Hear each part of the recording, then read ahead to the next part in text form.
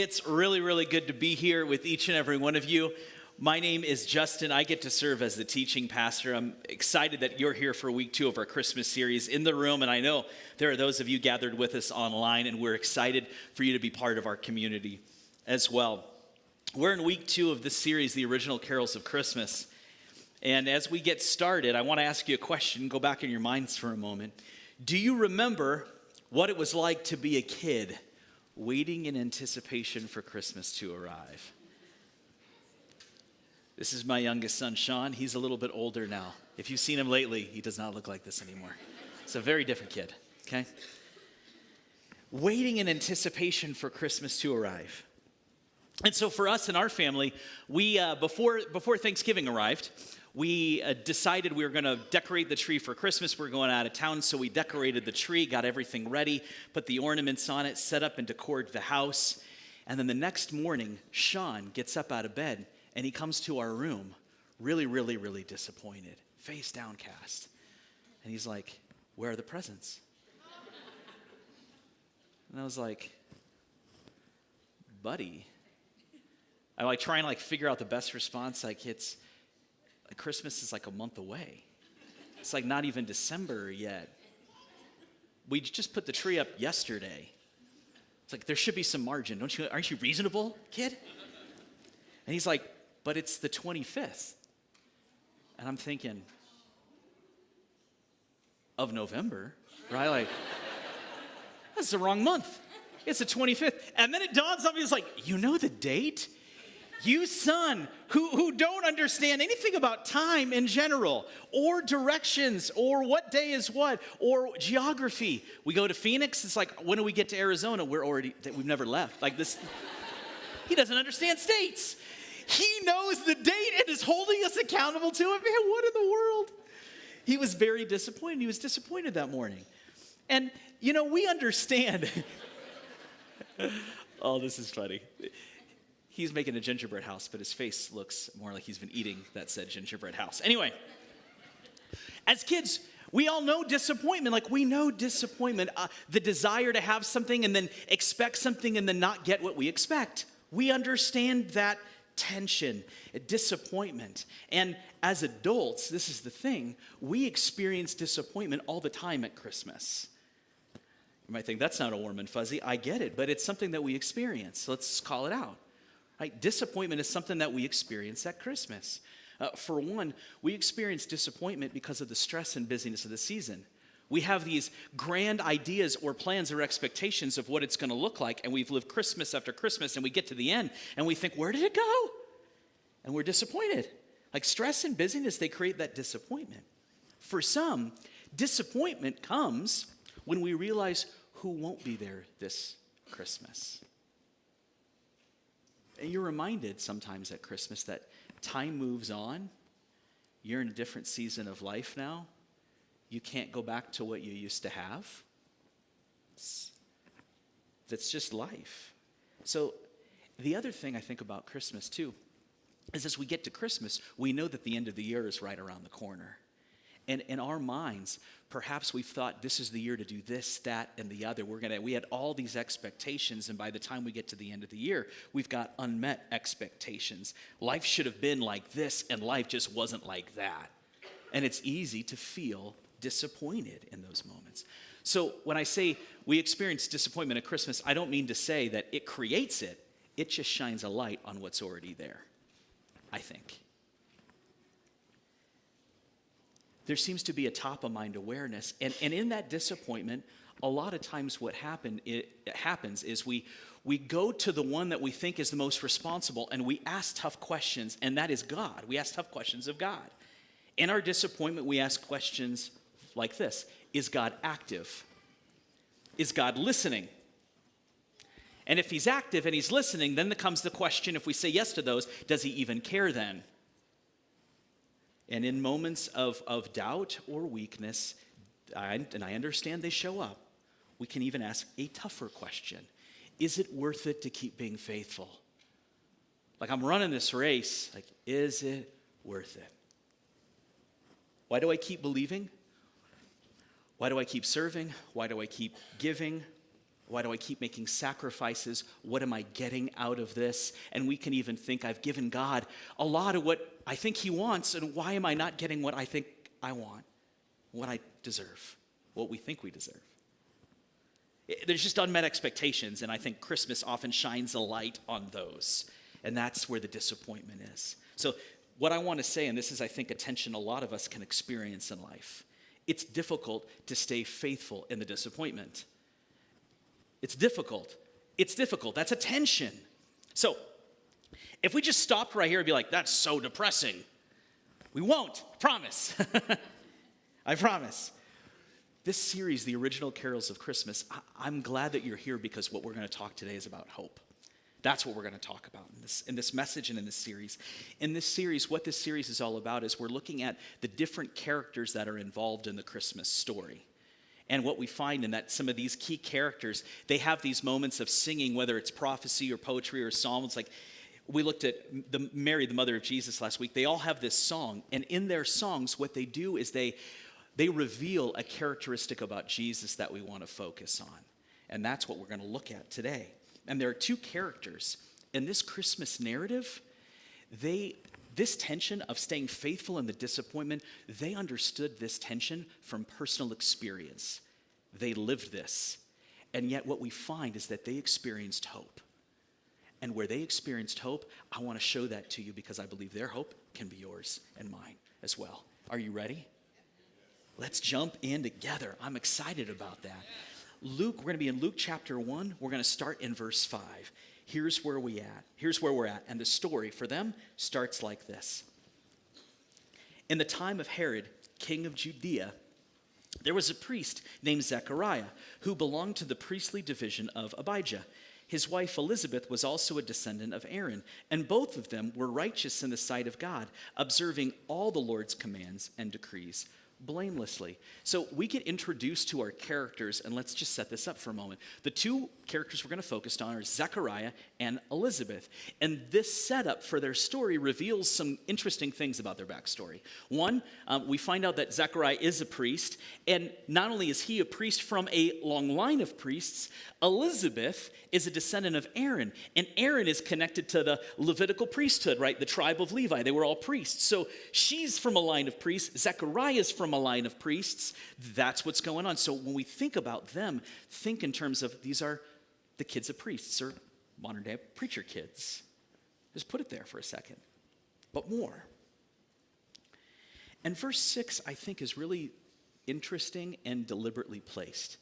The author of this gospel, Luke, he is a physician by trade and a first-rate historian.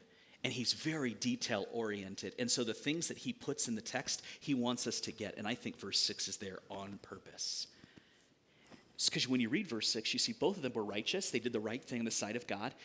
The Lord's commands they kept and decrees blamelessly. And so when you look at all this, there is nothing in their life that would have caused God to turn his back on them or to say, nope, not right now. When God looked at them, he was pleased, which is insightful and interesting and deliberately placed, I believe, in light of the next verse. Look at what verse 7 says. In light of all that, but they were childless because Elizabeth was not able to conceive, and they were both very old. You're going to talk about disappointment. Some of you know that disappointment. And I'll just say this as far as tension. If you thought that people who served God and obeyed God and were faithful to God, if you think things always work out for them, absolutely not. That's not a guarantee. This text blows that theory out of the water. Because for all of their service, their obedience, their faithfulness, everything they did right, they still could not have a baby. And we're going to find out later in the story and in the text, they had prayed for that for a long time. But now, it's set up. They're childless and they're very old. So the implication is that they're beyond the reproductive years. This is where they're at. They're just living with this disappointment or have come to live with this underlying disappointment. Story continues. Once When Zechariah's division was on duty and he was serving as priest before God, he was chosen by lot, according to the custom of the priesthood, to go into the temple of the Lord and burn incense. And when the time for the burning of incense came, all the assembled worshipers were praying outside. So when I looked at this, I wanted to learn a little bit more about what this means, about chosen to burn incense, all this stuff. And here's what I learned, and I want to share it with you. I think when we understand this context, it helps us understand the text a little bit more. So there are 24 different groups of priests, and they would cast lots. And you're like, what's lots? Casting lots was a game of chance where God would determine the outcome. And it was understood they were going to engage in this, and God would determine the outcome. His will would be done in that setup, okay? That's what casting lots was all about. And so one of these priests, and again, there's all these groups, it's just groups of priests. I read one commentary that said there were about 18,000 possible. So this is significant. This is for a priest to be able to burn incense on this special day is a once-in-a-lifetime moment, maybe. So Zechariah gets chosen. This is a neat moment. And he would stand right outside the curtain that divides the outer temple from the Holy of Holies. And the Holy of Holies is where God's presence was said to dwell. So his very presence was said to dwell. Everyone else would have to go, and it was just this one priest in there burning the incense. What a neat moment of worship. What a neat thing. Once in a lifetime. In fact, the Holy of Holies, the priests that would go in there, they would tie a rope to them because it was so holy that if they died while they were in there, they didn't come out for a while, they could pull them out with this emergency rope. I just want you to understand the gravity of the area he's going into, okay? This is interesting. So Zechariah, he's chosen to go in, and this is a wow moment. Okay, I'm going to pause there for a moment, and I want to tell you what the big next step and encouragement that we're going to get throughout the entirety of this message. And this is where I want to say it. Hold on to this, and we'll see it play out throughout the story. I want to encourage you to look for opportunities to magnify the Lord in your disappointment. Look for opportunities to magnify the Lord in your disappointment, to glorify him, to shine a light on him, to make him big in those moments. Because right now, Zechariah, with all the disappointment he's experienced, he's going to have his first opportunity to do that. And you know what he does? He fails miserably.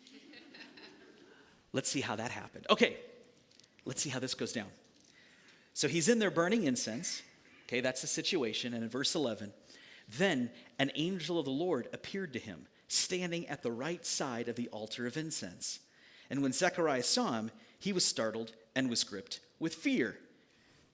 That makes sense.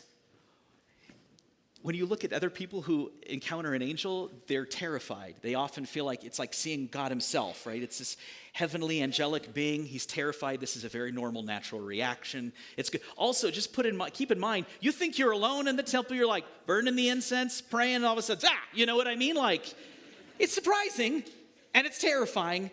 And that is why the angel's greeting to him makes a lot of sense. Because the angel says to him in verse 13, "Do not be afraid, Zechariah. Your prayer has been heard." Do not be afraid. Your prayer has been heard. Your wife Elizabeth will bear you a son, and you are to call him John. Wow. You want to talk about good news?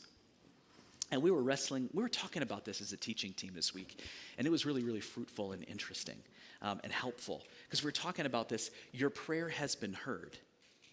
That's past tense. So again, I don't know for sure, but the thought or the implication as we were processing this was that their prayer for a child was a past prayer, because now they knew the reality. They're past those years. So it's almost like, I wonder if they had gotten to a point of disappointment where they weren't just praying for that anymore. I think that speaks to something there. And so you can imagine this good news. And the good news is, I think it's double. The good news is you're going to get a child. You're going to name him John. Spoiler alert, it's John the Baptist, FYI. Anyway, get that out of the way. It's John the Baptist. But not only that, but the other good news is your prayer has been heard. What would you give to hear that? What would you give to hear it? No, your prayer has been heard. God is attentive. He's listening. How would that change your life? How would that change your perspective on living and relating to him? So it's good news. And the angel continues to roll out that good news. He says, he will be a joy and a delight to you, and many will rejoice because of his birth. For he will be great in the sight of the Lord. He is never to take wine or other fermented drink. That's about the Nazirite vow in the Old Testament. And he will be filled with the Holy Spirit even before he is born. He will bring back many of the people of Israel to the Lord their God. And he will go on before the Lord in the spirit and power of Elijah to turn the hearts of the parents to their children and the disobedient to the wisdom of the righteous, to make ready a people prepared for the Lord. So your prayer is not just answered, but it's answered in a better way than you could have ever imagined. That's what he just got to hear. Because remember, Zechariah is a priest. He knows the Old Testament, so he knows all these prophecies. So as the angel's telling him this, he's got to know, I believe he's got to know these prophecies about this boy, his son John, his future son John. He would have known prophecies like the prophet Isaiah said this in about 700 BC. A voice cries in the wilderness, and what's that voice say? Prepare the way of the Lord. Make straight in the desert a highway for our God. He would have known that's about John, his boy. And get this, in Malachi, about 430 BC, this prophecy is said, and behold, I send my messenger, and he will prepare the way before me. So God himself is going to enter the story, and this messenger, his boy, is going to go before him. What? And the Lord whom you seek will suddenly come to his temple, and the messenger of the covenant in whom you delight, behold, he is coming, says the Lord of hosts. And Zechariah is listening to the angel and probably connecting the dots here. And Malachi also says this, hundreds of years before this scene. Behold, I will send you Elijah the prophet before the great and awesome day of the Lord comes, and he will turn the hearts of the fathers to their children, the same thing the angel's saying to John, and the hearts of children to their fathers. So this is exactly, you see that I'm trying to connect the dots here. This is said by the angel. Zechariah as a priest has got to be connecting these dots in his mind. And that Elijah, sometimes that throws people off. It's like the angel said the spirit and power of Elijah. And Jesus himself in Matthew 11 says that John the Baptist is the fulfillment of that prophecy. He says it himself. And here's the thing about Jesus. If anyone can predict their own death, burial, and resurrection, and subsequently pull it off, I'm going to listen to anything he tells me to say. All right? I'm just going to listen to anything he says. I'm going to trust anything. I'm going to believe anything. So if he tells me that's John the Baptist, bingo, it's John the Baptist. So you see all of these things, these dots connected. So you get to hear you're having a son, but not just a son, it's the forerunner to the Messiah. You're going to be written into the pages of history. You want to talk about God's ability to redeem disappointment? Oh man, this is it. Yeah. This is an opportunity of a lifetime in this moment to magnify the Lord in his disappointment. And you know what he does? He blows it. Look at this. In this moment, Zechariah in the temple, right? Zechariah asked the angel, how can I be sure of this? I'm an old man, and my wife is well along in years. So diplomatic. That part is wise. Husbands, remember that. Well along in years. Someone's just like, write that down, right? Take away. Okay, got it. But the first part is not so wise, okay? Just to be clear. How can I be sure of this? And you think about what he's doing, and you look in the out, imagine this. He is asking this terrifying angel for proof that what he said is true. And if you could just go back, even Zechariah could go back in time and be like, I'm not sure you want to do that. Because I'm not sure he's going to like the proof that he's given. And I love the angel's response to this moment, right? This is the thing. And we can kind of look at this and harp on Zechariah just for a moment. Right? How can I be sure of this? But here's the thing. He's had a lifetime of disappointment. And I think disappointment is a very powerful force. Just to understand that. It causes us to believe things or do things or say things we wouldn't normally do. Okay? And I think that's maybe what takes over in this moment. So Zechariah questions the angel. And in the middle of all that, here's the angel's response. And I love it. This is what the angel says. The angel answered him, I am Gabriel, period. And then he says this, as if that wasn't enough. He's like, I stand in the presence of God. And if you're Zechariah, you're like, uh-oh, right? think about this for a moment. He stands in the presence of, everybody else gets blown out of the water. This Gabriel stands? Oh no, right? I asked him for proof, He stands. And the other thing I think is so interesting, Zechariah, the angel gives his name. He's Gabriel. Gabriel appeared to the Old Testament prophet Daniel. Zechariah, when he says, I'm Gabriel, Zechariah's got to be like, I've heard of this guy. I've heard of this angel before. He's known. He's got a reputation. It's like, I just asked him a question. And the other thing, this came to me a little bit later, but I wanted to point it out because I think this is interesting too. And he says, I was sent. In other words, what I think he's shining a light on is your question, the person, the one you're questioning isn't really just me. It's the one who sent me. Understand who you're really questioning here. So this is, you want to talk about the proof. Here's the proof. This is the response of the angel. And behold, you will be silent and unable to speak until the day that these things take place, because you did not believe my words, which will be fulfilled in their time. So he's made mute for a long time, an entire pregnancy. Right? Yeah.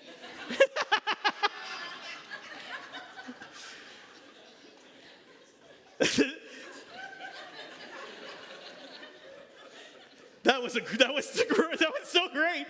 I almost don't know what to say. Okay. He's made mute for a long time, maybe to Elizabeth's joy. Anyway, I don't know. Good point. There is, looking at this story, in this same chapter, there are a couple encounters in Luke with an angel, right? Mary, we talked about her interaction with the angel last week, and then we get Zechariah's. And so one of the things that comes out is why the different responses. Because last week, Mary asked a question of the angel. She said, how will this be since I'm a virgin? And the angel answers her, and in fact, blesses her. Zechariah asks a question, and it's like, no more talking for you, right? And so you look at that, you're thinking, is there a double standard, right? Is there a double standard at place? Why the different responses? Well, I think it all comes down to faith, actually. I think this is why there's a different response, because the faith, the heart, the motivation is different. Mary, she asks in curious faith, I believe. She's a virgin. She says, even in the same passage, she says, I'm the Lord's servant, may it be as you said. But she didn't understand. So she says, I don't know how to get pregnant without sinning. So how is this going to be? I trust you. How is this going to be? That's curious faith. That's okay. That's okay. But Zechariah, it's not faith. He asks without faith. He didn't believe. And we see that in the text because the angel calls it out. Because you did not believe my words. So where Mary asked with curious faith, Zechariah asked without faith. And without faith, it's impossible to please God. It is that way now, and it has always been that way. It will always be that way. All right, so this is the moment, I want to just like step aside. I want to encourage you for a moment, because here's the encouragement. The story is not over for Zechariah. He's going to get another chance, and that's what I want to encourage you with. God is not done with you. You have another opportunity to magnify the Lord in your disappointment. There's always another chance as long as you're drawing breath. Zechariah sinned, and yet God was still not done with him. He worked through him and used him in his story. Where he was faithless, God was faithful, and he was merciful, and he was gracious. He didn't lose his opportunity because of the goodness of God. And you are never beyond another opportunity for God to use you in his story. You're never too far gone. That he can't redeem your disappointment. His promises never return null and void. He doesn't change his mind about Zechariah. Right, the angel, this could have happened, and the angel could have been said, never mind, you're done, we're done here. But he doesn't. And let's take that, hold on to that, and that's our hope. Let's hope in that, as all of us mess up. All of us have opportunities that we don't take advantage of. But God is good, and he pulls us in, invites us in. He's always at work to fulfill his promises. So here's how the story continues. Meanwhile, the people were waiting for Zechariah to come out of the sanctuary, wondering why he was taking so long. And maybe if they're going to have to pull that rope, I don't know. When they finally did come out, he couldn't speak to them. Then they realized from his gestures and his silence that he must have seen a vision in the sanctuary. And when his time of service was completed, he returned home. And aren't you interested to hear how that conversation with Elizabeth went? Anybody else really interested in that? The Bible doesn't tell us. We have no idea. But how did that conversation go? Because think about what you have to do as a husband without talking. You got to get home and convince your wife to make a baby with you. Because God himself is coming into the world and the salvation of the world depends on it. You also have to explain why it is that you can't talk. Because you were faithless to this angel. Maybe you've heard of him. His name's Gabriel. All the while you got to do it without talking. You got to use gestures or charades or whatever you can write in a stone tablet because there's not much paper. Whiteboards haven't been invented, neither is texts. So, and you're thinking like, how do you do that? I don't know. Interesting question. Maybe we'll have a chance to ask him someday. But whatever Zechariah shared, it worked. It worked. Because look at this next verse. After this, his wife Elizabeth became pregnant and for 5 months remained in seclusion. And there's always part of me that wonders if she let him forget that, right? All that quietness, all that stuff, if she ever let him forget that. Because when Mary goes to visit Elizabeth, after the angel goes to Mary, she goes to visit Elizabeth because they're cousins. And she finds out Elizabeth is pregnant. This is really neat. She goes there and Elizabeth greets Mary, the mother of Jesus, this way. Why am I so honored that the mother of my Lord should visit me? When I heard your greeting, the baby in my womb jumped for joy. And then she says this, you are blessed because you believed that the Lord would do what he said. Is Zechariah in the room? Does she look at him? You know, like, is he just there off is he home? I don't know. Is he in the corner being like, not able to say anything, but just keeps all his thoughts to himself, right? I don't know. I'm not sure. But what I want to encourage you with is always this. Look for opportunities to magnify the Lord in your disappointment. Because Zechariah is going to get a second opportunity, and he absolutely nails it. Because he trusts the promises of God. Let me tell you about that. In verse 57, we're going to skip ahead. When it was time for Elizabeth to have her baby, she gave birth to a son. And on the 8th day, they came to circumcise the child. That's according to Jewish tradition. And they were going to name him after his father Zechariah. But his mother spoke up and said, no, he is to be called John. He is to be called John. And they said to her, there is no one among your relatives who has that name. They're kind of trying to talk her out of it. So they used gestures to ask the baby's father what he wanted to name him. He motioned for a writing tablet, and to everyone's surprise, he wrote, his name's John. His name is John. He nailed it. Yes, exactly. His name is John. And I like this. His name is John. Not that it will be called. Not that I'm saying it is, but that it's already John. His name's John. As in, it's just a moment I didn't talk. For the last over 9 months and 8 days of waiting, I've been waiting for this opportunity. His name is John. It is. This is his moment to shine, and he takes advantage of it. He does it. He trusts God in that moment to keep his promise to redeem all the pain, all the disappointment, all the struggle. That's what he does. And I always think it's interesting because Gabriel said that you won't be able to talk until the day these things take place. And as it turns out, it wasn't delivery day. It was this day, 8 days later. That was always the plan. It's interesting. Immediately after this moment, immediately his mouth was opened and his tongue set free. And he began to speak, praising God. And he gets his opportunity to magnify the Lord. And this is what he says. Zechariah was filled with the Holy Spirit and prophesied. Praise be to the Lord, the God of Israel. But because he has come to his people and he's redeemed them, he has raised up a horn of salvation for us in the house of his servant David. Looking at this for a moment, isn't it interesting that the first time he's been able to talk in months, the praise for a boy is not his son, it is Jesus. It's another mom's son. That I think is really interesting. It's not for his son, it's for the Messiah, it's for Jesus. And he points out that he has come to his people and redeemed them, and that's what we want to talk about. I want to talk to you about this. This is really interesting because Jesus was coming as the Redeemer. And this word, it means to set free from slavery, but not political or military slavery. This was a greater slavery, a slavery of sin that leads to death because the wages of sin have always paid out death. But this Jesus was coming to pay for that, to set people free from that. He wasn't coming to throw off the oppression of the Roman Empire. No, he was coming to pay for sin and death, to set people free from that slavery. He was coming to bring peace between God and man once for all time by giving his body up on the cross so that everyone who believes in him may have life, an abundant life. And he would pay for their sins and restore that relationship and redeem them, set them free. And I think Zechariah must have known something like this. Because of this prophecy, the prophet Isaiah and Zechariah would have read this. Speaking of Jesus, it says, but he was pierced for our transgressions. He was crushed for our iniquities. The punishment that brought us peace was on him, on Jesus on the cross. And by his wounds, we are healed. That is good news. He is the Redeemer. The Messiah was coming, and his name would be Jesus. It's good news.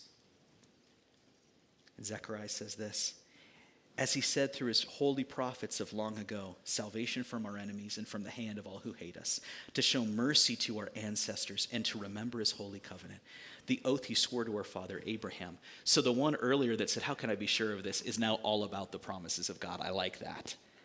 He's all about it. And I think in the silence he learned something. And now he speaks about John, his son. He says, and you, my child. And I like the NLT says, you, my little son, will be called a prophet of the Most High. For you will go on before the Lord to prepare the way for him, to give his people the knowledge of salvation through the forgiveness of their sins. That's why I think Zechariah understands more about Jesus as the Redeemer. Because of the tender mercy of our God, by which the rising sun will come to us from heaven, to shine on those living in darkness and in the shadow of death, to guide our feet into the path of peace. You think about this, like, why magnify the Lord that silenced you? Because you see what he's done. He learned something in the silence. In the silence, what grew was faith, not bitterness. That disappointment, he grew faith. And why praise God? Because Zechariah understood that God had redeemed. He had trusted him, and he had redeemed all that disappointment and made him part of something greater and more wonderful than he ever could have asked or imagined. And he got to be part of that story that would be written into the pages of history. So what was redeemed in their story? When I look at it, everything was. They had a lifetime of disappointment. But I believe that God redeemed their story in more ways than one. First off, they got to have a child. And not just a child, but a child with great calling and purpose. And I know for my kids that one of my prayers, maybe my biggest prayer, is that they would discover the purpose they were created for, the good work that they were prepared in advance to do, and they would walk in it. What Zechariah just got was that. You're going to have a child, and this is a great calling and purpose he will fulfill. Wow. What a blessing. What redemption. And not only that, but this is the thing, the circumstances of their life serve to glorify and magnify the Lord in a unique way. They didn't pray and have a child at a normal, typical age, but because they were in their old age, it magnified the Lord. Do you see it? Even more. Their story was redeemed. And this Christmas, I want to just ask, I know disappointment's there. What will you do with your disappointment? Will you grow faith in it, or will you grow bitter in it? What will you do with it? How will you respond? And you have to ask yourself, would you be willing to endure anything if it meant an opportunity to glorify God and magnify him? Would you do that? So this Christmas season, here's what I want to encourage you to do. Trust God to fulfill his promises. He always does. Secondly, trust God to keep his promise to redeem your disappointment. That's a specific promise. Trust God to fulfill his promises, and trust God to keep his promise to redeem your disappointment. All of your shame, all of your pain, all of your fear. I'm telling you this, believe me here, you are not too far gone. God is not done with you. You're drawing breath in your lungs. You have another chance to magnify him in your disappointment. This is the promise of God through the Apostle Paul. And we know that in all things, God works for the good of those who love him, who have been called according to his purpose. So by all means, please seize the next opportunity to magnify the Lord. Do not give up. Keep running. Keep going. and look for opportunities to magnify the Lord in your disappointment. You choose how you're going to respond to your situation. Every single day you have that choice. Will you respond in faith or bitterness? And Zechariah, he got a second chance. And the second one he chose right. And he got to experience the gracious redemption of a Savior. So this Christmas, this is my prayer for you. It's my prayer for me. Let this Christmas season be different for us. Look, this Christmas, let it be different. Christmas is a time to magnify the Lord. Put the spotlight on Jesus. It's a time to rejoice in God. Make him the center of the celebration. And it's time, this season, to tell his story and to share how his story has redeemed yours. It's good news. What we're going to do right now is we're going to respond in a time of communion to what we've heard. And what communion is we get to remind ourselves that Jesus is the great Redeemer, that he went on the cross to pay for our sin, to buy us back from sin and death. Inside this cup is juice, which represents his blood shed for us, and a cracker, which represents his body that he gave for us. And we get to take this and we get to thank him for it until he comes back and fulfills that promise. He is the one who has bought us back, and he did it at the cost of his life. We get to remember that and thank him for it. I'm going to go ahead and pray, and then if you didn't get one of these, you can grab one from the back and be part of this too. Jesus, thank you for your goodness.